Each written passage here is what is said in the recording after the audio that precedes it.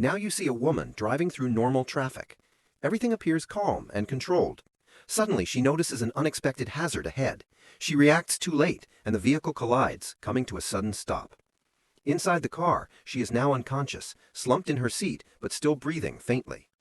A civilian rescuer approaches quickly, first checking the surroundings for any danger before going near the vehicle. He calls out to her and gently taps her shoulder, checking for responsiveness and watching her chest for signs of breathing. Realizing the situation is serious, he immediately calls emergency services. Next, he performs a simple airway opening technique, tilting her head back slightly to help her breathe more easily. An internal view shows how this position allows air to pass through the airway more clearly. The rescuer then stabilizes her head and neck, preventing any unnecessary movement while offering calm reassurance. He checks her pulse, loosens tight clothing, and continues to maintain her airway until help arrives.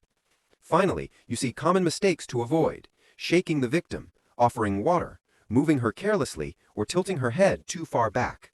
These simple, calm actions can protect an unconscious person and keep them safe until professionals take over.